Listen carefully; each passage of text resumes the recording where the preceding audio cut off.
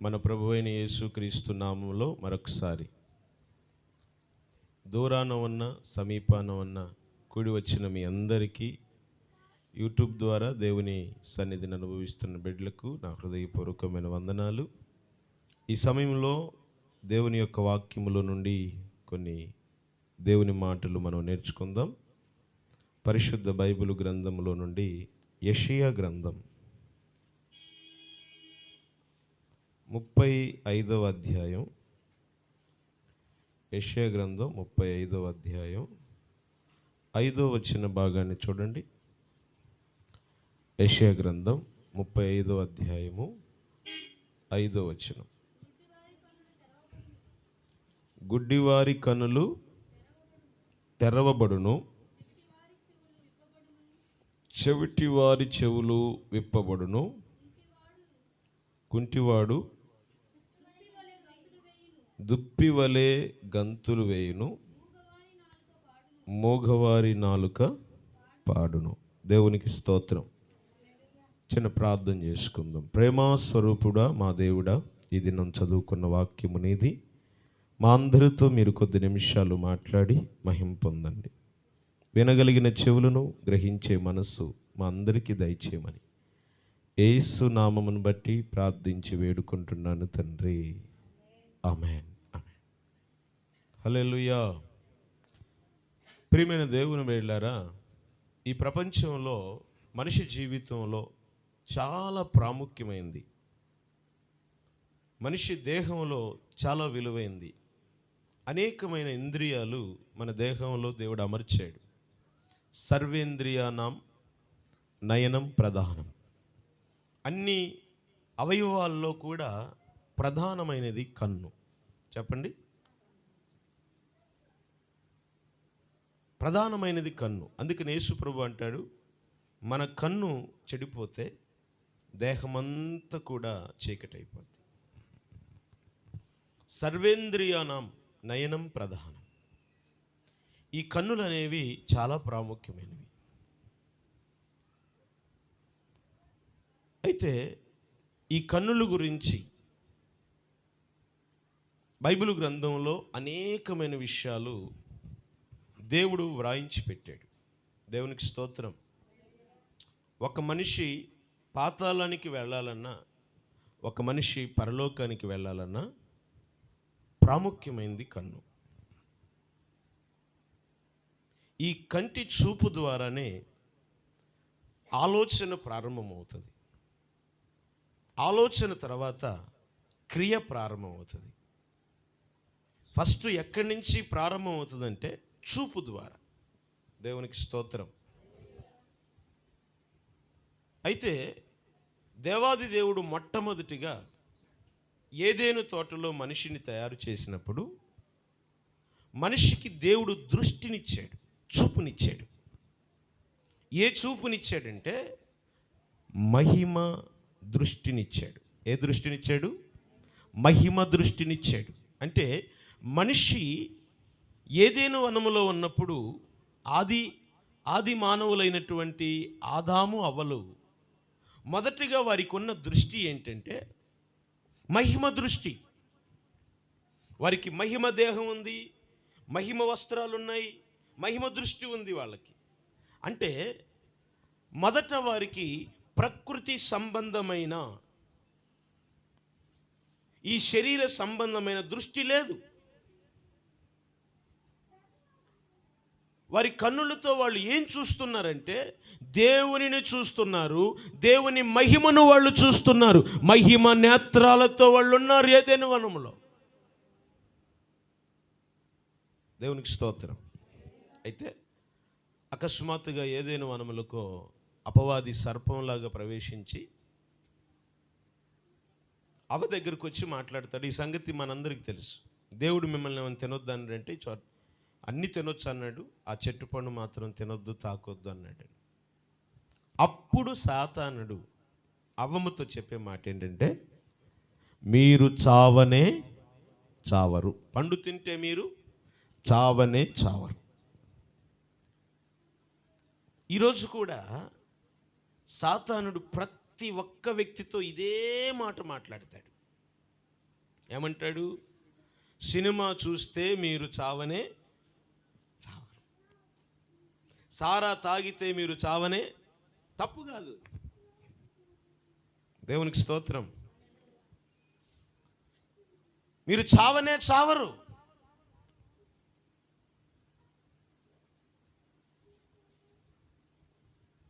అని సాతానుడు ఈరోజు అనేకులను మోసం చేస్తూ ఏమంటున్నాడంటే అవ్వమ్మతో, మీరు ఆ పండు తినుదినమన మీ కన్నులు తెరవబడును. హల్లెలూయా. ఏం తెరవబడును అంటాడు? ఇప్పటిదాకా మీరు లోకాన్ని చూడట్లేదు, ఇప్పటిదాకా మీరు ఈ లోక అందాన్ని చూడట్లేదు,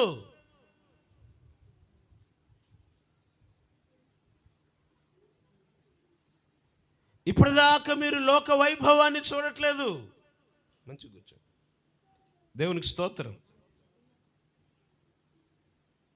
ఈ లోకములో ఉన్న నటన, ఈ లోకములో ఉన్న అందం, ఈ లోకములో ఉన్న వైభవం మీరు చూడట్లేదు. ఎందుకంటే మీ కన్నులు మహిమ దేహంతో ఉన్నాయి, మీరు దేవుణ్ణి మాత్రమే చూస్తున్నారు. అయితే నేను చెప్పినట్టు మీరు ఆ పండు తింటే మీ కన్నులు తెరవబడతాయి. హల్లెలూయా. అప్పటిదాకా వాళ్ళు గుడ్డివారా? గుడ్డివారు కాదు. వాళ్ళు ఏ నేత్రాలు కలిగి ఉన్నారంటే, ఒక మాటతో మీకు చెప్పాలంటే మనోనేత్రములతో ఉన్నారు. వారి మనోనేత్రాలు వెలిగింపబడ్డాయి, మనోనేత్రాలతో చూస్తున్నారు వాళ్ళు. ఈ శరీర సంబంధమైన నేత్రాలు మూసుకొని పోయి ఉన్నాయి. సాతానుడు వాళ్ళని మోసం చేసి మాయ చేసి ఆ పండు తినిపించాడు. బైబిల్ అంటుంది, ఆ పండు తినిన దినమున వారి కన్నులు తెరవబడెను. హల్లెలూయా. చెప్పొచ్చుగా చేతులెత్తి. ఏం తెరవబడ్డాయమ్మా అంటే అప్పటిదాకా వాళ్ళ కన్నులు లేవా? వాళ్ళ కన్నులు ఉన్నాయి. ఏం కన్నులు ఉన్నాయి? మనోనేత్రములు కలిగిన వారుగా ఉన్నారు. ఇక్కడ జరిగిన కార్యం ఏంటంటే, పండు తినిన దినమున ఏం జరిగిందో తెలుసా? మనోనేత్రాలు మూసుకొని పోయాయి, శరీర సంబంధమైన నేత్రాలు తెరవబడ్డాయి. Praise the lord. ఈ శరీర సంబంధమైన నేత్రాలు తెరవబడిన వాళ్ళు దేవుని మహిమను చూడలేరు. దేవుడు వాళ్ళ ప్రక్కనే ఉన్నా, దేవుడు నా ప్రక్కన ఉన్నాడనే సంగతి వీళ్ళకి అర్థం కాదు. ఈ మనోనేత్రాలు మూయబడినటువంటి వారిని దేవదూత వారిని నడిపిస్తున్నప్పటికి కూడా, దేవుని దూత నన్ను నడిపిస్తున్నాడు, దేవుని దూత నన్ను బలపరుస్తున్నాడు, ఇదిగో దేవుని దూత నాతో ఉన్నాడు అనే ధైర్యం వాళ్ళకు ఉండదు. స్తోత్రం చెప్పండి. ఎందుకంటే వాళ్ళ మనోనేత్రాలు మూయబడ్డాయి. చెప్పండి, ఏం మూయబడ్డాయండి? మనోనేత్రాలు మూయబడ్డాయి. మనోనేత్రాలు మూయబడ్డాయి. ఈరోజు వాక్యం వింటున్న ప్రియ దేవుని బిడ్డలారా, ఇప్పుడు పండు తినటం వల్ల ఆదాము అవ్వలకి నష్టం జరిగిందా, మేలు జరిగిందా? ఏం జరిగిందమ్మా? మనోనేత్రాలు మూయబడ్డాయి, శరీర సంబంధమైన నేత్రాలు. అందుకని అక్కడ బైబిల్లో రాయబడి ఉంది, వారి కన్నులు తెరవబడిన గనుక వారు దిగంబరులమని. చదువున నా మాట, ఆదికాండం. అప్పుడు వారిద్దరు కన్నులు తెరవబడిను, వారు తాము దిగంబరులమని తెలుసుకుని. హల్లెలూయా. ఏమైంది? ఇప్పుడు కన్నులు తెరవబడ్డాయి, మనోనేత్రాలు మూయబడ్డాయి, మహిమ వస్త్రాలు తొలగిపోయాయి. ఎంత భయంకరమైన ప్రమాదం చూడండి. దేవునికి స్తోత్రం. ఎంత భయంకరమైన ప్రమాదం. దేవుడు ఏం చెప్పాడు? పండు తింటే మీరు నిశ్చయంగా చేస్తారు. ఇప్పుడు ఆదాము అవ్వలు పండు తిన్నారు, చచ్చారా బ్రతికారా? అట్టా చూస్తారు ఏంటంటే, చచ్చారా బ్రతికారా? మరి దేవుడు అబద్ధికుడా? దేవుడు అబద్ధికుడా? దేవుడు ఏం చెప్పాడు? తింటే చస్తారు. మరి సచ్చారా? బ్రతికారా? బ్రతికారు. మరి దేవుడు ఏమైనా అబద్ధం చెప్పాడా? దేవునికి స్తోత్రం. హల్లెలూయా. ఇప్పుడు విషయం ఏంటంటే, ఒక చెట్టుకి కొమ్మ ఉన్నంతసేపు కొమ్మ ఎలా ఉంటుంది? పచ్చగా ఉంటుంది. ఆ కొమ్మ నుంచి ఆ చెట్టు నుంచి కొమ్మ నరికి పక్కన పడేసామనుకో, అదేమైపోద్ది? ఎండిపోద్ది. నరకంగా ఎండిపోద్దా? చెప్పండి అమ్మా. చెట్టు నుంచి కొమ్మ నరకంగా ఎండిపోద్దా? తెల్లారి ఎండిపోద్దా? కాసేపటికి ఎండిపోద్దా? రాధమ్మ గారు మంచిగా చెబుతుంది ఆన్సర్. దేవునికి స్తోత్రం. నరకంగానే ఎండిపోదు, తెల్లారి కూడా పచ్చగానే ఉంటుంది. నేను ప్రార్థన చేయకపోయినా నేను పచ్చగానే ఉన్నా, నేను ప్రార్థనకి వెళ్ళకపోయినా పచ్చగానే ఉన్నా, కొన్ని రోజులు పచ్చగానే ఉంటుంది. అర్థమవుతుందా? ఇప్పుడు ఆదాము అవ్వల పరిస్థితి కూడా ఏంటి? పండు తిన్నారు, తినంగానే చావలే వాళ్ళు, తినంగానే పచ్చగానే ఉన్నారు వాళ్ళు.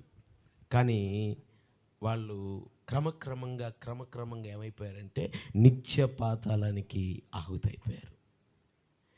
ఏ మరణం వచ్చిందంటే వాళ్ళకి, ఏ చావు వచ్చిందంటే రెండవ మరణం, అగ్నిగుండం. దేవునికి స్తోత్రం. హల్లెలూయా. నేను ఈరోజు నా సబ్జెక్ట్ ఇది కాదు, కానీ సాతాను మాట విని పండు తిన్నందున వీళ్ళ మనోనేత్రాలు మూయబడ్డాయి. ఇప్పుడు ఈ మనోనేత్రాలు తెరవబడాలి. ఈ మనోనేత్రాలు మూయబడినంత వరకు ఒక మనిషి దేవుని మహిమను చూడలేడు. మనోనేత్రాలు తల్లి గర్భములో నుంచి పుట్టిన ప్రతి మనిషి మనోనేత్రాలు మూయబడ్డాయా లేదా? సబ్జెక్టు మీకు అర్థం కావట్లేదా? ఇప్పుడు ఆదాము అవ్వల మనోనేత్రాలు మూయబడ్డాయి లేదా? ఆదాముకు పుట్టినటువంటి కయ్యను హేబేలు మనోనేత్రాలు మూయబడ్డాయి లేవా? ఎందుకంటే ఆదాముల నుంచి వచ్చినటువంటి సంతతే మనం అందరం. ఇప్పుడు ఆదాము ఎలా ఉన్నాడో మన పరిస్థితి కూడా అదే. మనోనేత్రాలు ఆదామువి మూయబడ్డాయి, అవ్వమవి మూయబడ్డాయి. వాళ్ళ కడుపును పుట్టిన వాళ్ళందరి మనోనేత్రాలు మూయబడ్డాయి. అంటే ఇప్పుడు మనిషి తల్లి గర్భంలో నుంచి పుట్టిన ప్రతి మనిషి మనోనేత్రాలు ఏమైపోతున్నాయి? మూయబడుతున్నాయి. ప్రకృతి సంబంధమైన నేత్రాలతోనే చూస్తున్నాడు, కానీ మనోనేత్రాలతో చూడట్లేదు. దేవునికి స్తోత్రం. అందుకనే ప్రవక్త అయినటువంటి యెషయా గారు అంటాడు 35వ అధ్యాయం 5వ వచనంలో, గుడ్డివారి కళ్ళు తెరవబడును. అంటే మనోనేత్రాలు మూయబడిన వాళ్ళందరూ ఎవరండి? చూస్తున్నారు, కానీ వాళ్ళు ఎలా ఉన్నారు? గుడ్డివారుగా ఉన్నారు. వాళ్ళు చూస్తున్నారు, కానీ ఎలా ఉన్నారు? గుడ్డివారుగా. కనుక ఇప్పుడు దావీదు గారు కూడా ఒకసారి ప్రార్థన చేసేటప్పుడు అంటాడు, నీ ధర్మశాస్త్రమునందు ఆశ్చర్యమైన సంగతులు నేను గ్రహించున్నట్లు నా కన్నులు తెరువుము. ప్రకృతి సంబంధమైన నేత్రాలతో బైబిల్ చదివితే ఏం అర్థం కాదు. 2 అధ్యాయాలు చదవగానే చికాకు పుట్టింది. కానీ ఆత్మ సంబంధమైన నేత్రాలతో బైబిల్ చదివితే చదువుతా ఉంటే చదవబుద్ధి అయింది. స్తోత్రం చెప్పండి. ఎందుకు? ఆ ధర్మశాస్త్రములో, ఆ దేవుని వాక్యములో ఉన్న ఆశ్చర్యమైన సంగతులు, దేవుని వాక్యములో ఉన్న అమూల్యమైన సంగతులు దేవుడు మనకి గ్రహించున్నట్లుగా మనోనేత్రాలు తెరుస్తాడు. ఒకటే గుర్తు, బైబిల్ తెరవంగానే నీకు నిద్ర వస్తుందా? బైబిల్ తెరవంగానే ఒక 2-3 వచనాలు చదవగానే ఇక చాలు అనిపిస్తుందా? లేకుంటే బైబిల్ చదివేటప్పుడు ఏంటిది నాకేం అర్థం కావట్లేదు అనిపిస్తుందా? అయితే నీ మనోనేత్రాలు తెరవబడాలి. మనోనేత్రాలు తెరవబడకపోతే బైబిల్ అర్థం కాదు. దేవునికి స్తోత్రం. మంచి ఒక చక్కటి విషయాన్ని, బైబిల్లో రాయబడిన విషయాన్ని మీకు జ్ఞాపకం చేస్తా. ప్రతి ఒక్క వ్యక్తి మనోనేత్రాలు తెరవబడకపోతే ఆ వ్యక్తి పరిస్థితి ఎలా ఉంటుందో చూడండి. రాజుల 2వ గ్రంథం త్వరగా ముగిస్తాను చూడండి. రాజుల 2వ గ్రంథం, పరిశుద్ధ బైబిల్ గ్రంథంలో రాజుల 2వ గ్రంథం 6వ అధ్యాయం తీయండి. Praise the Lord. 6వ అధ్యాయం తీసి అట్ట పెట్టుకోండి.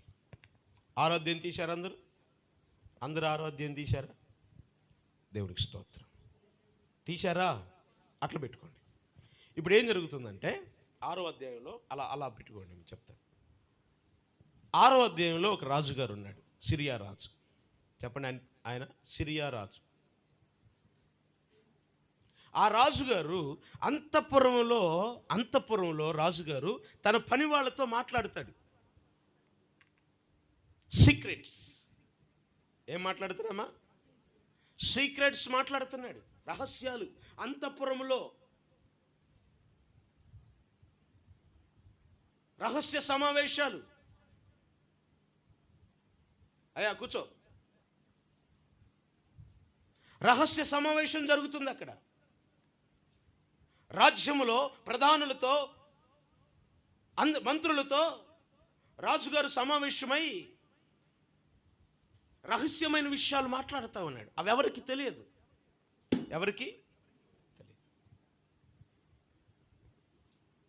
ఈ రాజుగారి యొక్క అంతఃపురంలో మాట్లాడుకునే సంగతులు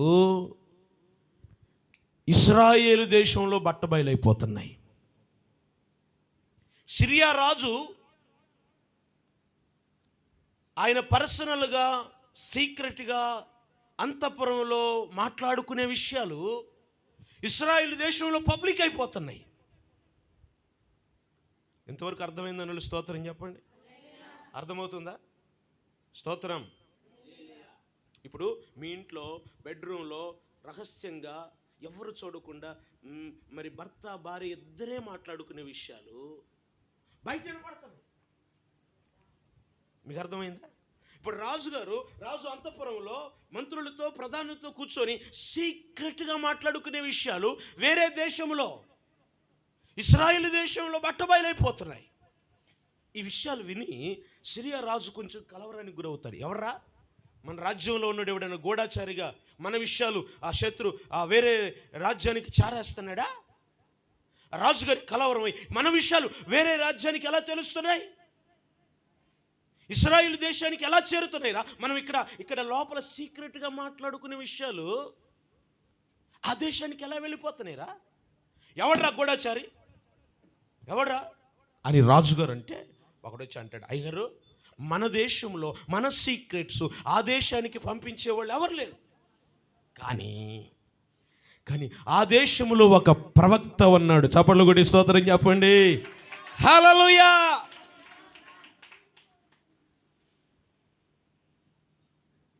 పన్నెండవ వచనం 6:12 అనుకో చూడండి.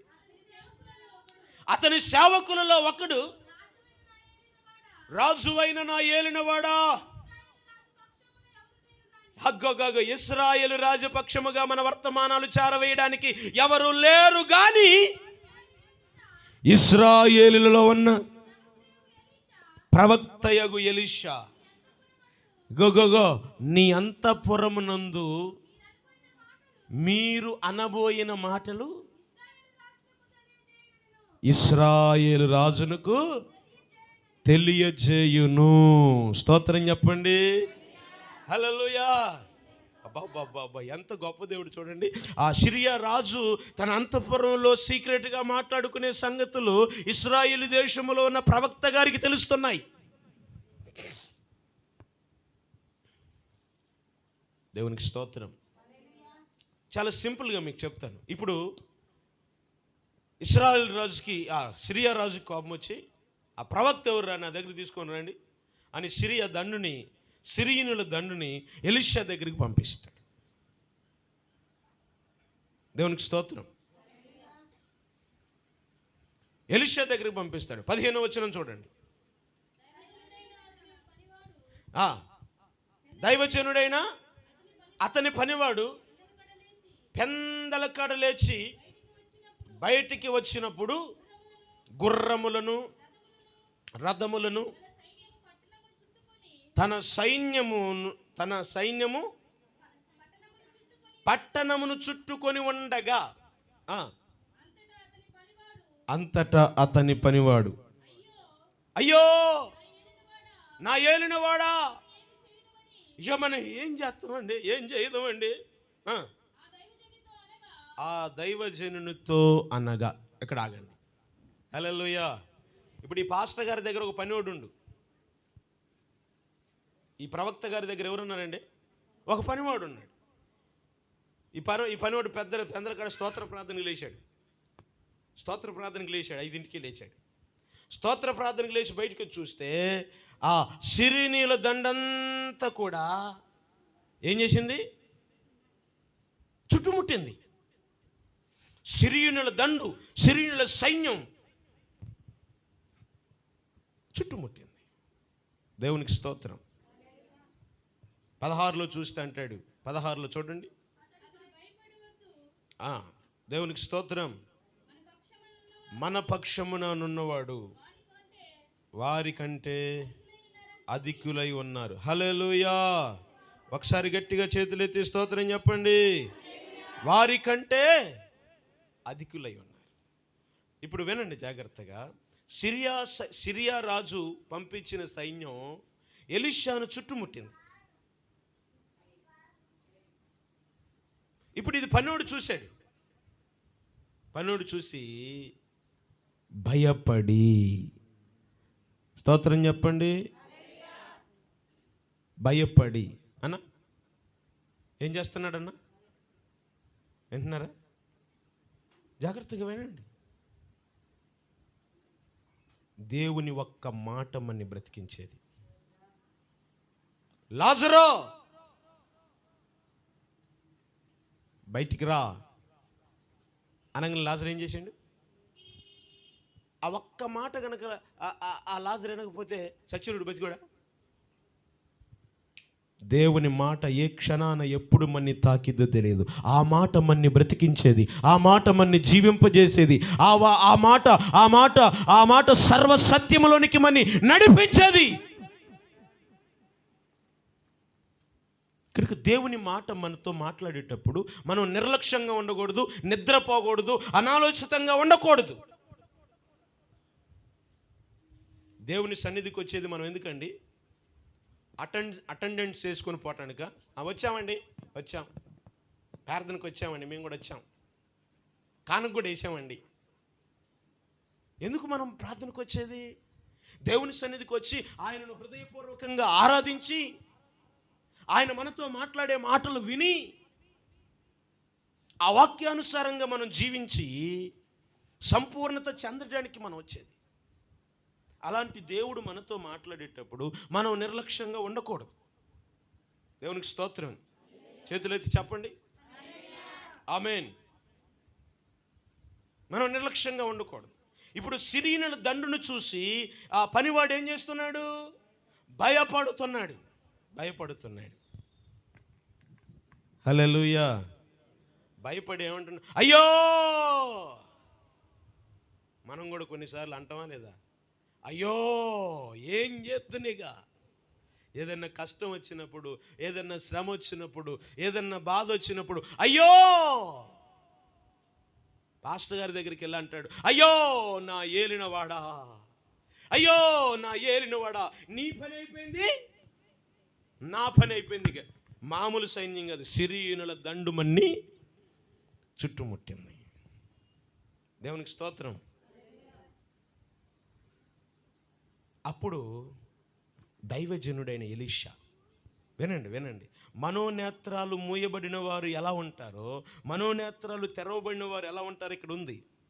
దైవజనుడైన ఎలీషా 16వ వచనంలో అంటాడు, భయపడవద్దు, ఫియర్ నాట్, భయపడవద్దు, మన పక్షముగా ఉన్నవారు వారికంటే అధికులై ఉన్నారని చెప్పి, యెహోవా వీడు చూచున్నట్లు దయచేసి వీని కన్నులను. ఆమేన్. అమ్మ మీకు అర్థమవుతుందా? అంటే అప్పటిదాకా గెహాజీకి కళ్ళు లేవా? కళ్ళు లేకపోతే సిరియనుల దండు ఎట్ట కనపడింది? సిరియనుల దండు చూస్తున్నాడు కదా. ఇప్పుడు గెహాజీ ఏం చూస్తున్నాడంటే సిరియనుల దండును చూస్తున్నాడు, కానీ వీరి పక్షంగా ఉన్న దేవుని సైన్యాన్ని చూడట్లేదు. స్తోత్రం చెప్పండి. ఇప్పుడు మనోనేత్రాలు మూయబడితే, నన్ను క్షమించండి, ఒక వ్యక్తి మనోనేత్రాలు మూయబడితే సమస్యనే చూస్తాడు. ఏం చూస్తాడు? సమస్యనే చూస్తారు, కానీ సమస్యకు పరిష్కారం ఇవ్వగలిగిన దేవుని మహిమను చూడలేరు. ఈరోజు వాక్యం వింటున్న ప్రియ దేవుని బిడ్డ, సమస్యను చూసి అయ్యో అంటున్నావా? సమస్యను చూసి కృంగిపోతున్నావా? సమస్యను చూసి భయపడుతున్నావా?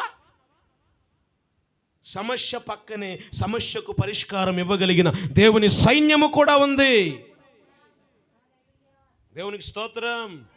నీకొచ్చిన సమస్య పక్కనే, నీకొచ్చిన రోగం పక్కనే, నీకొచ్చిన అప్పుల పక్కనే, నీకొచ్చిన ఆర్థిక సమస్యల పక్కనే ఇగో సమస్యకు పరిష్కారము కూడా ఉంది. కానీ మనం ఏం చూస్తున్నామంటే సమస్యనే చూస్తున్నాం. ఆదివారం ఆరాధనకి రాలేదండి అన్నయ్య అంటే వారాల డబ్బులు కట్టాలన్నయ్య, అందుకనే ఈ వారాల డబ్బులే చూస్తున్నావు. కానీ వారాల డబ్బులు తీసుకోకుండా నిన్నే ఒకరికి ఇచ్చేవారిగా చేయగలిగిన దేవుని మహిమను చూడట్లేదు మనం. ఇక్కడ అంటాడు ఎలీషా, అంటాడు భయపడకు, మన పక్షంగా ఉన్నవారు వారికంటే అధికులై ఉన్నారు. నీలో ఉన్నవాడు, అమ్మా నీలో ఉన్నవాడు లోకములో ఉన్నవాని కంటే గొప్పవాడు. నీ పక్షముగా ఉన్నవాడు నీ సమస్య కంటే గొప్పవాడు. నీ పక్షముగా ఉన్నాడు, నీ పక్షముగా ఉన్న దేవుడు నీ రోగము కంటే గొప్పవాడు. Praise the Lord. అయితే మనం చూడాలి. ఏం చేయాలి? దేవుని మహిమను ఏం చేయాలి? చూడాలంటే ఏం చేయబడాలి? మనోనేత్రములు తెరవబడాలి. ఈరోజు దేవుడు నీతో మాట్లాడుతున్నాడు. నీ సమస్యను చూసి నువ్వు కృంగిపోతున్నావా? డిప్రెషన్లోకి వెళ్ళిపోతున్నావా? నేనేమైపోతానో అనుకుంటున్నావా? ఇక నా బ్రతుకేమైద్దో అని నువ్వు ఒకవేళ వేదన పడుతున్నావా? నీ సమస్యను చూసి కలవరపడుతున్నావా? నీ సమస్యను చూసి కంగారు పడిపోతున్నావా? భయపడకో. నిదానించి మనోనేత్రాలు తెరవబడి చూడు. నీ సమస్య పక్కనే నీకు పరిష్కారం కూడా ఉంది. స్తోత్రం. దేవునికి మహిమ కలుగునుగాక.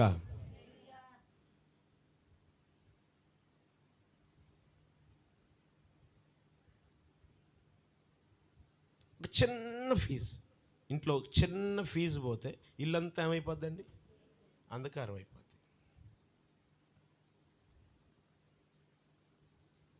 ఒక చిన్న వైర్ వేసుకుంటే అయిపోద్ది, వెలుగు వస్తుంది. ఇదేయడు, కరెంట్ ఆఫీస్కి ఫోన్ చేస్తాడు, కరెంటు పోయింది. దేవునికి స్తోత్రం. సమస్య చిన్నదే, కానీ మనం దాన్ని పెద్దగా చూస్తాం. నీ జీవితంలో అంధకారం నీ జీవితంలో సమస్య, నీ జీవితంలో కలవరం, పోరాటం రావడానికి సమస్య చిన్నదే. దాన్ని పరిష్కరించే మార్గం నువ్వు కనుగొనాలి. అది కూడా నీ ప్రక్కనే ఉంది. సమస్య పక్కనే పరిష్కారం కూడా ఉంది. హల్లెలూయా. నీ సమస్య పక్కనే పరిష్కారం ఉంది. సిరియనుల దండు కంటే కూడా దేవుని సైన్యం గొప్పదిగా ఉంది. అందుకని ఇప్పుడు 17వ వచనంలో చూస్తే ఎలీషా గారు ప్రార్థన చేశారు. దేవా, ప్రభువా, యెహోవా, వీడు చూచున్నట్లు దయచేసి వీని కన్నులు తెరవమని ఎలీషా ప్రార్థన చేయగా యెహోవా మూయబడిన ఆ పనివాని కన్నులు తెరువజేసెను. చప్పట్లు కొట్టి స్తోత్రం చెప్పండి. ఆమేన్. ఆ పనివాని కన్నులు తెరవబడ్డాయి. కన్నులు తెరవబడక ముందు భయపడుతున్నాడు. కన్నులు తెరవబడక ముందు కలవరపడుతున్నాడు. కన్నులు తెరవబడక మునుపు ఆందోళనతో ఉన్నాడు. ఇప్పుడు దైవజనుడు ప్రార్థన చేయగానే ఆ పనివాని కన్నులు తెరవబడ్డాయి. ఇప్పుడు చూస్తే ఏమైంది? తెరవబడిన తర్వాత తెరవబడిన కన్నులతో చూస్తే ఏముందో చెప్పనా? ఆ సిరియనుల దండు కంటే ఒక బలమైన దేవుని సేన కనపడుతుంది. ఒక బలమైన దేవుని సైన్యం కనపడుతుంది. దేవుని మహిమ చూస్తున్నాడు. దేవునికి స్తోత్రం కలుగును గాక. హల్లెలూయా. మనోనేత్రాలు తెరవబడాలి. ఒక ఆత్మీయుడికి మనోనేత్రములతో చూడగలిగిన అనుభవం ఉండాలి. మనోనేత్రములతో చూడగలిగిన అనుభవం ఉంటే మన త్రోవలు వంకర త్రోవల్లో వెళ్ళవు. దేవునికి స్తోత్రం. మన మార్గాలు తప్పిపోవు. మనం సరి అయిన త్రోవలోనే వెళతాం. మనోనేత్రాలు తెరవబడాలి. ఈరోజు నేను చెప్పే మాట ఏంటంటే, దేవుడు మనకు మనోనేత్రాలు ఇచ్చాడు, కానీ అపవాది మనకి శరీర సంబంధమైన నేత్రాలతో చూపిస్తుంది. దేవునికి స్తోత్రం. హల్లెలూయా. యేసయ్యకి స్తోత్రం. ఇంకొక ఆత్మీయమైన విషయం చెప్పనా మీకు? మనం మనోనేత్రాలతో చూస్తే ఒక మనిషిని చూస్తే, శరీర సంబంధమైన నేత్రాలతో చూస్తే ఆ వ్యక్తిలో ఉన్న లోపాలే మనం చూస్తాం.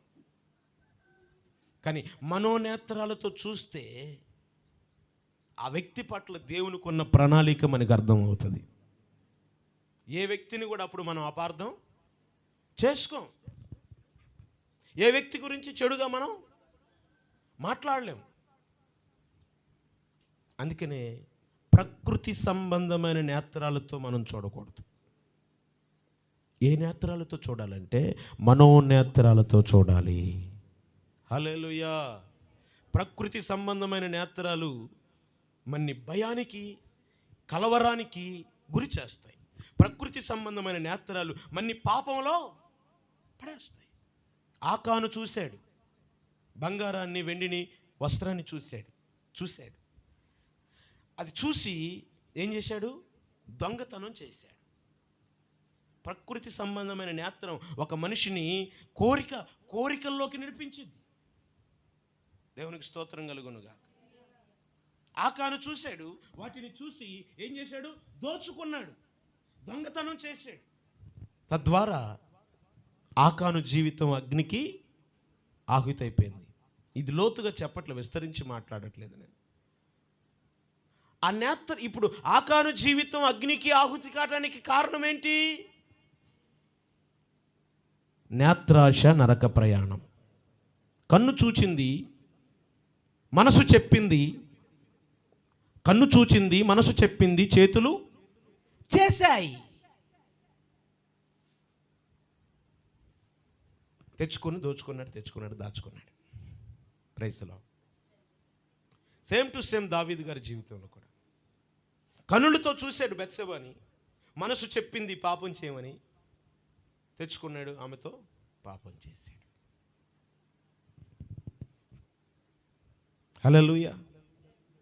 ఈరోజు వాక్యం వింటున్న ప్రియ దేవుని బిడ్డలారా, మన ప్రకృతి సంబంధమైన నేత్రాలు మన్ని పాపంలోనికి నడిపిస్తాయి.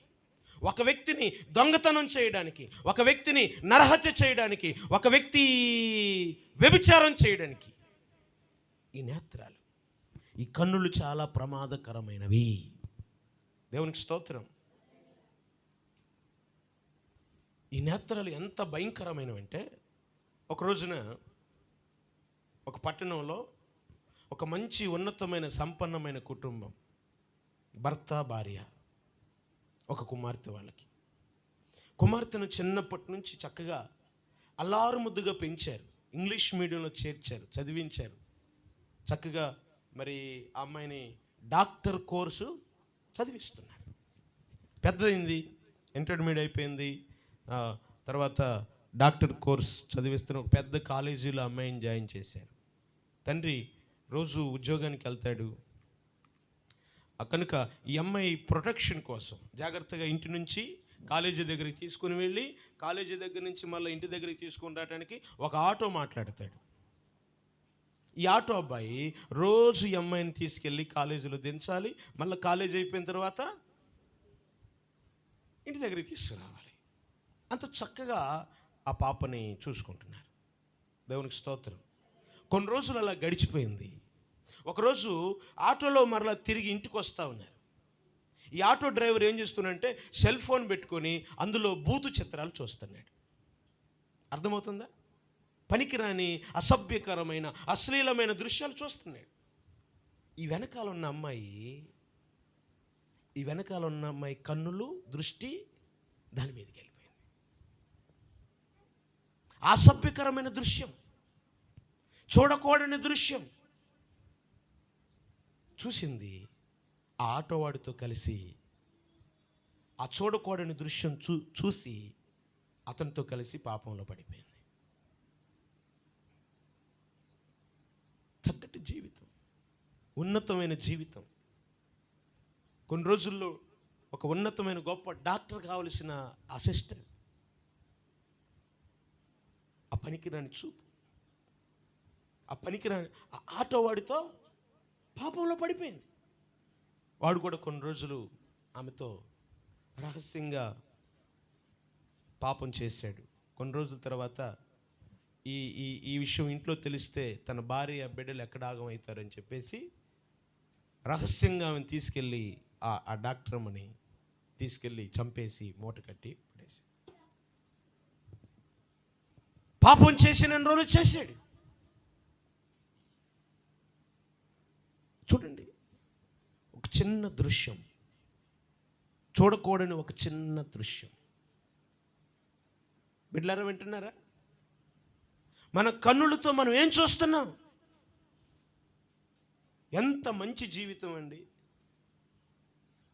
ఎంత మంచి ఉన్నతమైన జీవితం. కొన్ని రోజుల్లో ఓ డాక్టర్ అమ్మ కావలసినటువంటిది, అందరి జీవితాలను వెలిగించాల్సినటువంటిది, చూడకూడని దృశ్యం చూసి పాపంలో పడిపోయింది. దేవునికి స్తోత్రం. చేతులు పైకెత్తి చెప్పండి. వినండి, మన చూపు, ఈ శరీర సంబంధమైన చూపు మనని పాపములోకి నెట్టివేసిద్ది. అందుకనే శరీర సంబంధమైన చూపును చంపేయాలి.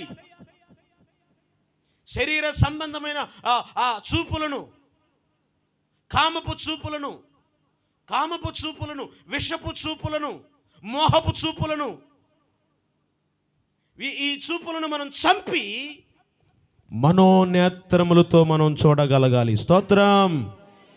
ఒక వ్యక్తి మనోనేత్రములతో చూడగలిగినప్పుడు పరలోక మహిమను ఈ భూమి మీద అనుభవిస్తాడు. నీవు మనోనేత్రములతో చూడగలిగినప్పుడు నీ జీవితంలో భయం ఉండదు. అప్పుల గురించిన భయం ఉండదు, అనారోగ్యాన్ని గురించిన భయం ఉండదు, ఆర్థిక సమస్యలను గురించిన భయం ఉండదు. ఎందుకంటే ఈ మనోనేత్రాలు నీకు తెలియపరుస్తూ ఉంటాయి. ఎప్పటికప్పుడు జరగబోయే ప్రతి పరిస్థితి తెలియపరిచింది. మనోనేత్రములు వెలిగించబడక మునుపు ఎలీషా యొక్క పనివాడు భయంతో ఉన్నాడు, కలవరంతో ఉన్నాడు. కానీ మనోనేత్రము తెరవబడిన తర్వాత నిర్భయముగా ఉన్నాడు. స్తోత్రం చెప్పండి. హల్లెలూయా.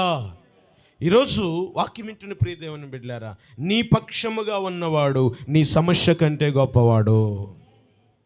నీలో ఉన్నవాడు లోకములో ఉన్నవాని కంటే గొప్పవాడు. నీవు కేవలం సమస్యను చూస్తే నువ్వు భయపడతావు. నీకొచ్చిన వ్యాధిని చూస్తే నువ్వు భయపడతావు. నీ వ్యాధిని చూస్తే నువ్వు భయపడతావు. కానీ వ్యాధికి పరిష్కారం ఇవ్వగలిగిన దేవుని వైపు చూస్తే నువ్వు ధైర్యముగా ఉంటావు. స్తోత్రం చెప్పండి. ఇప్పుడు షడ్రకు, మెషకు, అబేద్నెగోలు బబులోన్లో ఉన్నప్పుడు అగ్నిగుండం వాళ్ళ ముందు ఉంది. అగ్నిగుండం చూస్తే వాళ్ళు భయపడేవాళ్ళే. కానీ అగ్నిగుండములో నుండి వాళ్ళను విడిపించగలిగిన దేవుడు వారి పక్షముగా ఉన్నాడనేటువంటి సంగతి మనోనేత్రములతో వీరు చూడగలుగుతున్నారు. అందుకనే వారు అంటున్నారు, నెబుకద్నెజరో, నీకు సమాధానం చెప్పాల్సిన పని మాకు లేదు.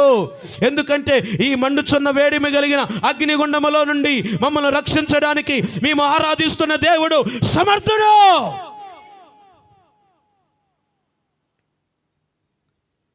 ఎలా చెప్పగలుగుతున్నారు వీళ్ళు? ఎలా చెప్పగలుగుతున్నారు వీళ్ళు? ఎలా చెప్పగలుగుతున్నారండి? వీళ్ళు మనోనేత్రాలతో చూడగలుగుతున్నారు. ఆమేన్. ఆమేన్ కూడా చెప్పట్లేదు. ఎక్కడికో వెళ్ళిపోయారా శ్రీకాకుళం కాడికి? ఎలా చెప్పగలుగుతున్నారు వీళ్ళు? మనోనేత్రములతో చూడగలిగారు. అగ్నిగుండము కంటే గొప్పవాడు యేసు.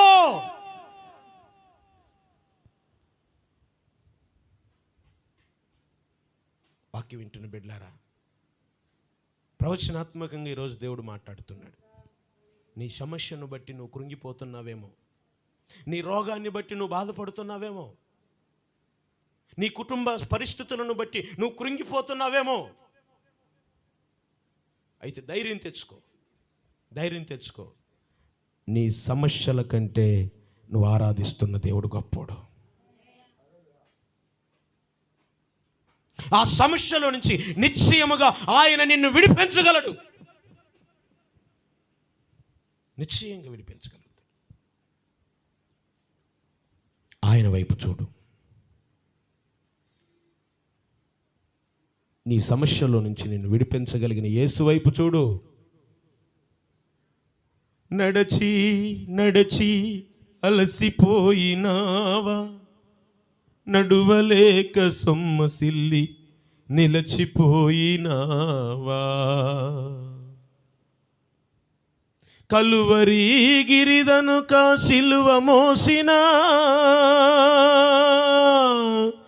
కలువరి గిరిదనుక సిలువ మోసిన నజరేయుడేసు నీ ముందు నడువగా, నజరేయుడేసు నీ ముందు నడువగా.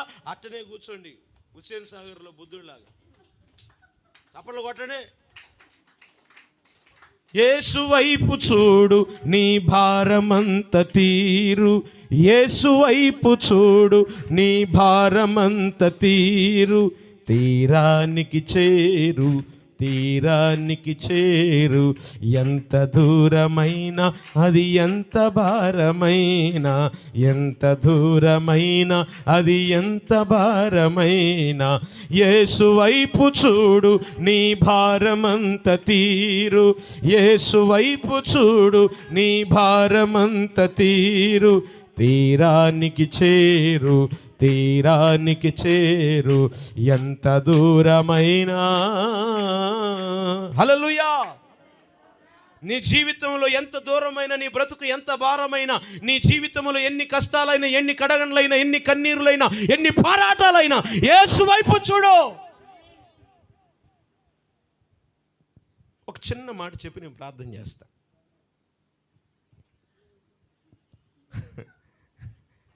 హల్లెలూయా.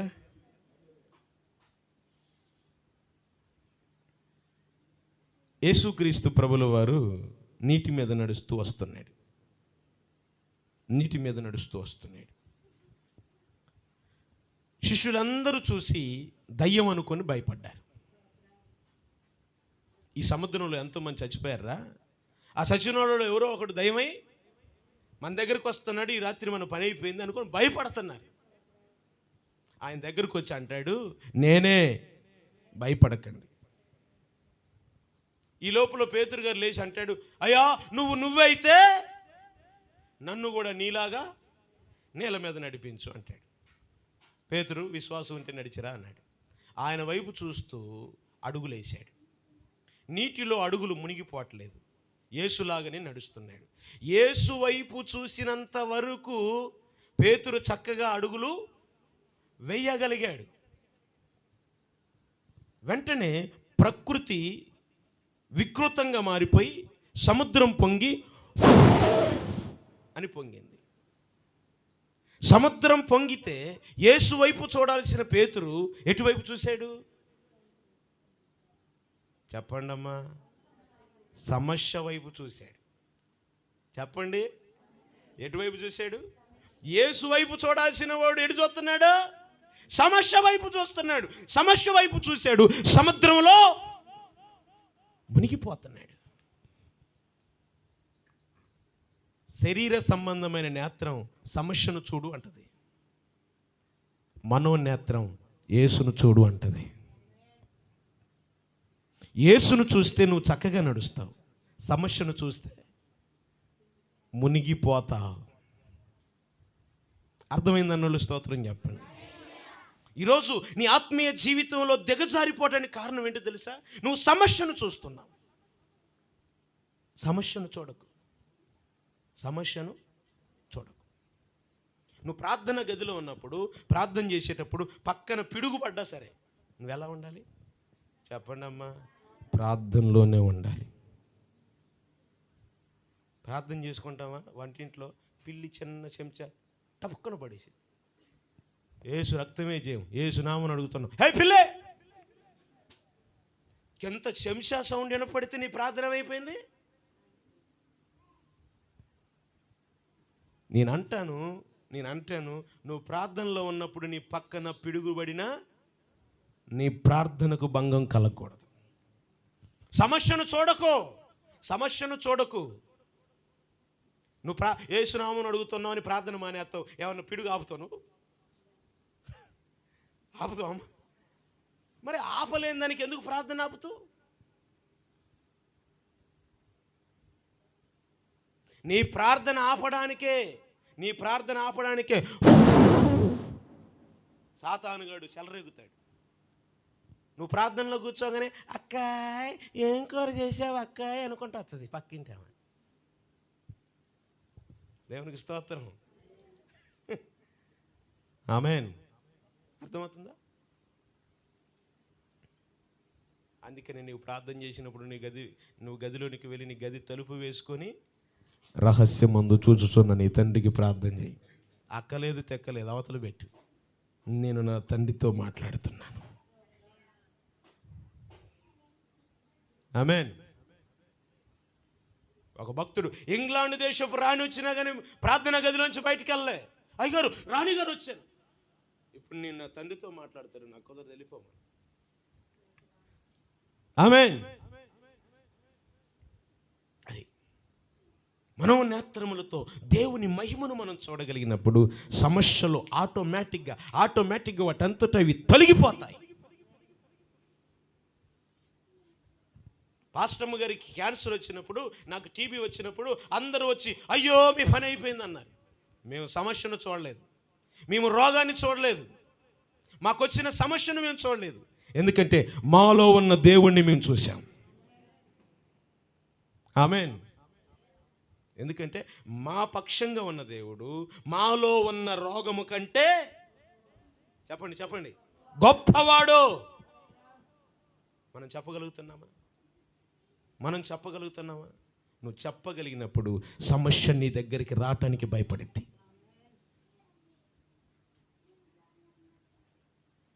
నువ్వెప్పుడు సమస్యని చూడకూడదు. పనివాడు సిరినుల దండును చూస్తున్నాడు. ఎప్పుడు? మనోనేత్రము తెరవబడిన తర్వాత దండును చూడట్లేదు, దేవుని సైన్యాన్ని చూస్తున్నాడు. చప్పట్లు కొట్టి స్తోత్రం చెప్పండి. హల్లెలూయా. ఇక్కడ దేవదూతల సమూహం, ఇక్కడ ఏముందండి? దేవదూతల సమూహం నాట్యమాడుతున్నారు. పరలోక సైన్యం ఇక్కడ నాట్యమాడుతున్నారు. దేవునికి మహిమ కలుగునుగాక. ఒక్క మాట చెప్తున్నాను, నువ్వు ఎప్పుడు కూడా ఒంటరి వాడివి కావు, ఒంటరి దానివి కావు. కీర్తన 34:7 ప్రకారంగా యెహోవా యందు భయభక్తులు గలవారి చుట్టూ ఆయన దూత కావలిగా ఉండి వారిని రక్షించును. నువ్వు అర్ధరాత్రి నడుచుకుంటూ ఒక్కదాని వెళుతున్నావా? నువ్వు ఒక్కదానివి కాదు, నీ చుట్టూ ఎవరున్నారు తెలుసా?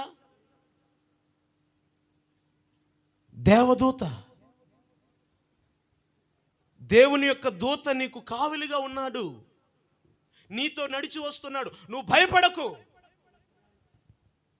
నువ్వు భయపడకు. దేవునికి స్తోత్రం. మీ ఇంట్లో ఎవరు లేరా? నువ్వు ఒక్కదానివి ఇంట్లో ఉన్నావా? నువ్వు ఒక్కడవే ఇంట్లో ఉన్నావా? నువ్వు ఒక్కడవే ఇంట్లో ఉన్నావా? అయితే ఒక విషయం చెప్తున్నావేనండి, నువ్వు ఒక్కదానివే లేవు, నువ్వు ఒక్కడవే లేవు. నువ్వు దేవుని యందు భయభక్తులు గలవాడివైతే, నువ్వు దేవుని యందు భయభక్తులు గలదానివైతే, నీతో కూడా నీ ఇంట్లో ఎవరున్నారు? దేవదూత నీతో కూడా ఉన్నాడు. ఆమేన్. హల్లెలూయా, హల్లెలూయా, హల్లెలూయా. నువ్వు ఒక్కదానిగా ఉన్నప్పుడు నువ్వు ప్రార్థన చేసుకుంటూ ఉంటే, మోకరించి ప్రార్థన చేస్తూ ఉంటే, దేవదూత నీతో కూడా ఉండి నిన్ను బలపరుస్తాడు, నిన్ను ధైర్యపరుస్తాడు, నిన్ను దీవిస్తాడు. ఎవరు లేరుగా ఇంట్లో, ఎవరు లేరుగా, ఒక్కదాన్నే ఉన్నానుగా అని సెల్ ఫోన్ తీసుకొని సెల్ ఫోన్లో పనికిరాని అన్నీ చూస్తూ ఉంటే, చిచి దేవదూతకి ఇవన్నీ నచ్చవు కదా, చిచి పాడు అని చెప్పేసి దేవదూత ఏమైపోతాడు? వెళ్ళిపోతాడు. వాడికి అవి నచ్చేవాడు ఒకడు వస్తాడు, అయ్యంటే ఇష్టం ఉన్నాడు ఒకడు వస్తాడు. వాడెవడు? కర్రోడు, సైతాన్గాడు. వాడొచ్చి చూడు బిడ్డ, బాగా చూడు బిడ్డ, చూడు చూడు. దేవునికి స్తోత్రం. ఇప్పుడు దేవదూత కాపుదల తొలగిపోతుంది, దయ్యము నీ దగ్గరికి దిగొస్తుంది, నీ జీవితాన్ని పతనం చేసేస్తుంది.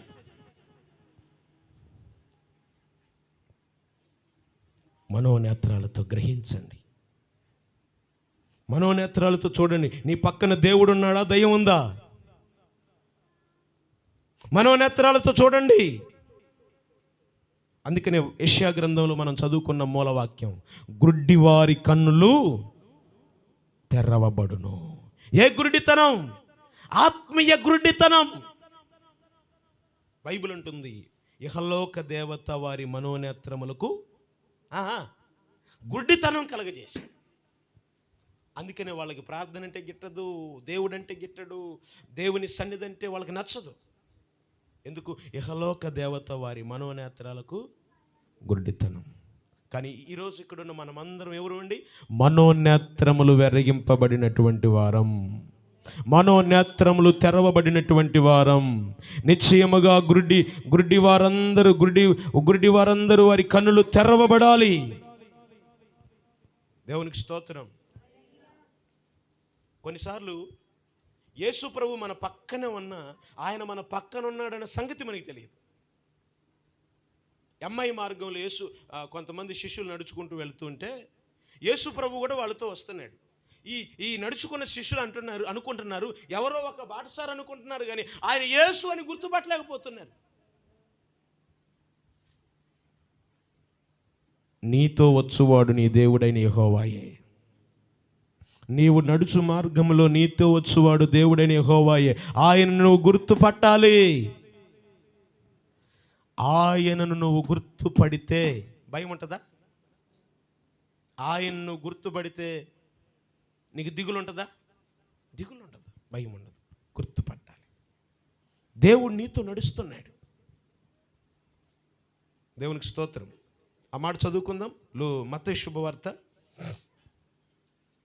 క్షమించండి, లూకా శుభవార్త 24వ అధ్యాయం 24 చాప్టర్.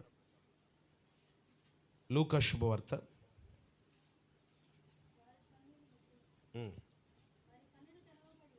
కొంచెం పైనుంచి చదివినా.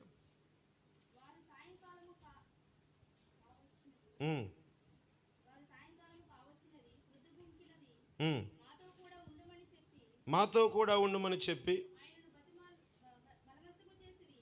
ఆయనను బలవంతము చేసిరి. లోపలికి వెళ్ళి 29, 24, 29 నుంచి అమ్మ చదువుతున్నారు చూడండి. లోపలికి వెళ్ళెను. ఆయన వారితో కూడా భోజనమునకు కూర్చున్నప్పుడు ఒక రొట్టెను పట్టుకొని స్తోత్రము చేసి దాన్ని విరిచి వారికి పంచిపెట్టగా వారి కన్నులు తెరవబడి ఆయనను గుర్తుపట్టిరి. అప్పటిదాకా వాళ్ళ కళ్ళు ఏమైపోయినాయండి? మీకు అర్థమవుతుందా? మీకు అర్థమవుతుందా? వీళ్ళు యేసుతో నడుస్తున్నారు. యేసును గుర్తుపట్టలేని అంధత్వం. ఎప్పుడైతే ఆయన ఒక రొట్టెను ఎత్తుకొని కృతజ్ఞతాస్తుతులు చెల్లించి వాళ్ళకు పంచాడో అప్పుడు వాళ్ళ కన్నులు తెరవబడ్డాయి. ఆయన గుర్తుపట్టారు. దేవునికి స్తోత్రం. ఏదేను వనములో సాతానుడు మూశాడు. ఏదేను వనములో అపవాది మనోనేత్రాలకు గురుడితనం కలుగు చేశాడు. ఆ గురుడితనాన్ని తొలగించడానికి, అంధత్వాన్ని తొలగించడానికి నజరేయుడైన యేసుక్రీస్తు ప్రభుల వారు దివి నుండి భూమి మీదికి దిగి వచ్చి మూయబడినటువంటి ప్రతి నేత్రమును యేసు తెరుస్తున్నాడు ఈ రోజున. హల్లెలూయా. నీ నేత్రము తెరవబడితే నీ సమస్యను నువ్వు చూడవు, సమస్యకు పరిష్కారాన్ని చూస్తావు. నీ నేత్రము తెరవబడితే నువ్వు ఒంటరిగా ఉన్నావని అనుకోవు, నీతో కూడా దేవుడు ఉన్నాడని తలంచుచావు. దేవునికి స్తోత్రం. కనుక ఈ పునరుద్ధాన దినమున తెరవబడిన నేత్రములతో మనోనేత్రములు వెలిగించబడి దేవుని మహిమను చూస్తూ, దేవుని మహిమను కనులారా చూస్తూ, ఏ విషయానికి భయపడక, ఏ విషయానికి కలవరము చెందక, దేవుడు నా పక్షముగా ఉన్నాడు, దేవుని సైన్యము నాతో ఉంది, దేవదూతల కాపుదల నాకుందని ధైర్యము తెచ్చుకొని, ఏ సమస్యకు కురింగిపోక నిబ్బరము కలిగి, ధైర్యము కలిగి, బబులోను దేశములో దానియేలు, షడ్రకు, మెషకు, అబేద్నెగోలు పక్షముగా ఉన్న దేవుడే నా దేవుడు నా పక్షముగా ఉన్నాడని ధైర్యముతో ఆయన కృపలో మనం ముందుకు సాగుదాము గాక. మోకరించండి, కళ్ళు మూసుకోండి, ప్రార్థన చేసుకుందాం. ఇంతవరకు దేవుడు మనతో మాట్లాడినటువంటి మాటను బట్టి ఏదేను వనములో మూయబడిన నేత్రములు తెరవడానికి సిలువలో యేసు బలి అయిపోయాడు. ఆయన కార్చిన రక్తము ద్వారా, ఆయన పొందిన మరణము ద్వారా మోయబడినటువంటి ప్రతి వారి నేత్రములు తెరవడానికి, మనోనేత్రములు తెరవడానికి, గుడ్డి వారికి చూపునివ్వడానికి, గుడ్డి వారి కన్నులు తెరవడానికి ఆయన విలువైన రక్తాన్ని మన కోసం ధారపోసాడు. ఆయన విలువైన రుధిర రక్తధారలు ధారపోసాడు. ఈరోజు యేసు రక్తంలో కడగబడి ఒకవేళ ఇంతవరకు మనోనేత్రములు వెలిగించబడకపోతే, మనోనేత్రములు తెరవబడకపోతే, ప్రకృతి సంబంధమైన నేత్రాలతోనే మనం చూస్తే, ఈరోజు మనోనేత్రాలతో చూచున్నట్లుగా యేసు నా కన్నులు తెరవయ్యా, యేసు నా కన్నులు తెరవయ్యా. ప్రభు అంటాడు, నేను నీకేం చేయగలుగుతున్నాను, ఏం చేయగోరుతున్నాను? ప్రభు, ఆ చూపు పొందగోరుచున్నాను. ఇంతవరకు నేను గుడ్డివాడిగా ఉన్నానయ్యా, చూపు పొందగోరుచున్నాను. అడుగు, ప్రభువా నా కన్నులు తెరువయ్యా, అయ్యా నా కన్నులు తెరువయ్యా, దావీదు కుమారుడా నన్ను దాటిపోకయ్యా, నా కన్నులు తెరువయ్యా అని ప్రభుని అడగండి. రెండు చేతులు పైకెత్తి అంగలార్చండి, ప్రభుని అడగండి. ఓ దేవుని మహిమను చూడబోతున్నావు, నీ కన్నులతో దేవుని మహిమను చూడబోతున్నావు. ఈ స్థలములో దేవదూతలు సమూహాన్ని నువ్వు చూడబోతున్నావు, దేవుని ప్రత్యక్షతను నువ్వు చూడబోతున్నావు, ఓ దేవుని మహిమను చూడబోతున్నావు. హల్లెలూయ, హల్లెలూయ, హల్లెలూయ, హల్లెలూయ. నీ మహిమను ధరించిన పరిశుద్ధులు నా కంట పడగానే, నీ మహిమను ధరించిన పరిశుద్ధులు నా కంట పడగానే, ఏమౌదునో నేనేమౌదునో, ఏమౌదునో నేనేమౌదునో, ఏమౌదునో నేనేమౌదునో, ఏమౌదునో నేనేమౌదునో, ఎవరు సమీపించలేని తేజస్సులో నివసించు నా యేసయ్యా, ఎవరు సమీపించలేని తేజస్సులో నివసించు నా యేసయ్యా, నీ మహిమను ధరించిన పరిశుద్ధులు నా కంట పడగానే, పాడుదామందరం, నీ మహిమను ధరించిన పరిశుద్ధులు నా కంట పడగానే ఏమౌదునో నేనేమౌదునో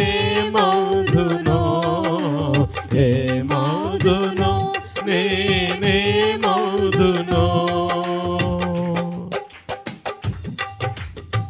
పరలోక మహిమను విడచి నీ పాద పద్మములపై ఒరిగి పరలోక మహిమను తలచి నీ పాద పద్మములపై ఒరిగి పరలోక సైన్య సమూహాలతో కలిసి నిత్యారాధన నే చేయు అశాంత వేళ పరలోక సైన్య సమూహాలతో కలిసి నిత్యారాధన నీ చేయు ప్రశాంత వేళ ఏమౌదునో చప్పట్లు పాడుదామందరం ఏమౌదునో నేనేమౌదునో ఏమౌదునో నేనేమౌదునో ఏమౌదునో నేనేమౌదునో ఏమౌదునో ఏమౌదునో నేనేమౌదునో. హల్లెలూయ హల్లెలూయ. పరలోక సైన్య సమూహంతో కలిసి ఆయనను ఆరాధించు ఈ ప్రశాంత వేళ. ఇదిగో దేవుని మహిమను కళ్ళారా చూడగలుగుటకు, దేవుని మహిమను చూడగలుగుటకు మనోనేత్రములను దేవుడు వెలిగించున్నట్లుగా చేతులెత్తి ప్రభువా నా కన్నులు వెలిగించయ్యా, నా కన్నులు వెలిగించయ్యా. ఇంతకాలం నేను అంధకారంలో కొట్టుమిట్టాడనయ్యా. అయ్యా, శరీర సంబంధమైన నేత్రాలతో చూసి పాపములో పడిపోతున్నానయ్యా. శరీర సంబంధమైన నేత్రాలు నన్ను అపవిత్రతకు గురి చేస్తున్నాయ్యా. శరీర సంబంధమైన పాపపు కన్నులు నన్ను అయ్యా పాపమునకు ప్రేరేపిస్తున్నాయి ప్రభువా. శరీర సంబంధమైన నేత్రాలు అయ్యా నన్ను నిత్య నరకములోనికి నడిపిస్తున్నాయి ప్రభువా. అయ్యా ఈ ఈ ఈ చూపులు కాదు ప్రభువా, ఆత్మీయ సంబంధమైన నేత్రములు వెలిగించబడి, మనోనేత్రములు వెలిగించబడి నీ మహిమను చూడగలుగుటకు, నీ ప్రత్యక్షతను పొందగలుగుటకు ఈ దినమున నా కన్నులు తెరువు ప్రభువా, నా కన్నులు తెరువు ప్రభువా అని రెండు చేతులు పైకెత్తి బిగ్గరగా ప్రభువుకి స్తోత్రం చెల్లించుదాం. స్తోత్రం స్తుతి స్తోత్రం స్తుతి స్తోత్రం స్తుతి స్తోత్రం స్తుతి స్తోత్రం. ప్రకటించబడిన వాక్యము ప్రభు మన వినికిల్లో దీవించి ఫలింపజేయునట్లుగా ప్రార్థనలో ఉందాం. స్తోత్రం స్తోత్రం స్తోత్రం హల్లెలూయా. స్తోత్రం స్తోత్రం నైనా పరిశుద్ధుడవైన దేవా, ప్రేమ కలిగిన మా ప్రియ ప్రభువా, యేసయ్యా మీకు వందనాలు స్తోత్రాలు చెల్లిస్తున్నాము ప్రభువా. దయగల తండ్రి, ఈ పునరుద్ధాన దినమందు నా ప్రభువా మీరు ఏర్పరచుకుని నడిపించిన అయ్యా నీ బిడ్డలందరిని బట్టి వందనాలు చెల్లిస్తున్నాము రాజా. నాయన అయ్యా ప్రభువా, ఈ ఆరాధన ప్రారంభం నుండి ఇంతవరకు కూడా మీరు మా మధ్యలో ఉన్నారు, మీకు స్తోత్రాలు తండ్రి. మా ద్వారా మీరు మహిమ పొందారు, మీకు వందనాలు అయ్యా ప్రభు. ఇంతవరకు నాయన ప్రకటించబడినటువంటి వాక్యమును బట్టి మిమ్మల్ని స్తుతిస్తున్నాము ప్రభువా, మీకు వందనాలు చెల్లిస్తున్నాము రాజా. ఇదిగో నాయన గుడ్డి వారి కన్నులను ప్రభువా నాయన తెరవజేసే దేవుడు అని ప్రభువా, చెవిటి వాని చెవులను ప్రభువా తెరవజేసే దేవుడు అని మీరు మాట్లాడి ఉన్నారు ప్రభువా. స్తోత్రం దయగల తండ్రి, మీకు వందనాలు నాయన. అలనాడు ప్రభువా ఆదాములు మీరు తినవద్దన్న పండు తినడాన్ని బట్టి నాయన అయ్యా వారి కళ్ళు మూయబడ్డాయి ప్రభువా, మీ మహిమను కోల్పోయారయ్యా, మీ సన్నిధికి దూరం అయిపోయారు నాయన. పాపములు శాపములు నెట్టబడ్డారు ప్రభువా. స్తోత్రం నాయన. పరిశుద్ధుడా మీకు వందనాలు. మీ బిడలంగా ఉన్నటువంటి మేము ప్రభువా అయ్యా నాయన ఆత్మ నేత్రాలతో ప్రభువా మిమ్మల్ని చూచున్నట్లుగా మీ కృప దయచేయమని ప్రార్థన ప్రార్థిస్తున్నాము ప్రభు. అలనాడు ప్రభు నాయన అయ్యా నాయన గెహాజీ కన్నులు తెరవజేసిన దేవుడు అయ్యా స్తోత్రం. తన కన్నులు మూయబడినప్పుడు మీ మహిమను చూడలేకపోయి ఉన్నారు అయ్యా. సమస్యను చూసి భయపడ్డాడు ప్రభు. ఎప్పుడైతే నాయన ప్రభు నాయన దైవజనుడు ప్రార్థించగానే తన నేత్రములు తెరవబడి ప్రభు మీ మహిమను ప్రభు నాయన మీరు చేయబోయే కార్యాలను తన కనులారా చూసి మిమ్మల్ని మహింపరిచినాడు తండ్రి. స్తోత్రం నా ప్రభువ. యేసయ్యా మీకు వందనాలు నాయన. తెరవబడిన నేత్రములతో నాయన అనునిత్యము కూడా ప్రభు మేము ఎదుర్కొంటున్నటువంటి సమస్యలను, శోధనలకు ప్రభు, వ్యాధులకు ప్రభు, ప్రతి సమస్యను చూసి నాయన భయపడక నాయన, సమస్య కంటే నీవు గొప్ప దేవుడు అని ప్రభు మేము గ్రహించి నాయన అయ్యా ప్రభు మీ వైపు చూస్తూ నాయన మా విశ్వాస జీవితంలో ముందుకు కొనసాగునట్లుగా మీ కృప దయచేయండి అయ్యా. స్తోత్రం నాయన. పేతురు ప్రభు నాయన మీ వైపు చూసినంత వరకు నీటి మీద చక్కగా నడవగలిగినాడు ప్రభు. ఎప్పుడైతే సమస్య వైపు చూసినాడో ప్రభు నీట మునిగిపోయినాడు దేవా. స్తోత్రం నాయన. దయగల తండ్రి మీకు వందనాలు. సమస్యల వైపు, శోధనల వైపు మేము చూచినప్పుడు అయ్యా ప్రభు ఈ లోకంలో ప్రభు మేము నశించిపోతామని మీరు సెలవిచ్చినారు అయ్యా ప్రభు. సమస్యల వైపు చూడక నాయన అయ్యా మీ వైపే చూస్తూ ప్రభు నీవు గొప్ప దేవుడు అని నా తండ్రి అయ్యా, సమస్యలన్నిటిలో నుండి విడిపించగలిగిన దేవుడు అని ప్రభు నమ్మి విశ్వాసముతో నాయన ఈ లోకంలో మేము జీవించినట్లుగా మీ కృప అనుగ్రహించండి ప్రభువ. మీ మాటలు ఆలకించిన ప్రతి ఒక్కరిని కూడా మీరు దీవించండి. నిశ్చయముగా నాయన మీరు మాట్లాడిన ఈ మాటలు ప్రతి ఒక్కరి హృదయాలలో నూరంతలుగా ఫలించును గాక నాయన, నూరంతలుగా ఫలించును గాక ప్రభువ. అయ్యా ప్రతి ఒక్కరు తెరవబడిన హృదయాలతో నాయన, తెరవబడిన కన్నులతో మిమ్మల్ని చూచినట్లుగా మీ కృపను ప్రతి వారికి మీరే అనుగ్రహించి మీరే మహిమా ఘనత ప్రభావములు పొందవలసిందిగా గనుడైన యేసుక్రీస్తు పరిశుద్ధమైన నామములో ప్రార్థించి వేడుకొనుచున్నాము తండ్రి. ఆమేన్. ఆమేన్. ఆమేన్. అందరం కూర్చుందాం. దేవునికి స్తోత్రం. అందరికీ నా హృదయపూర్వకమైన వందనాలు.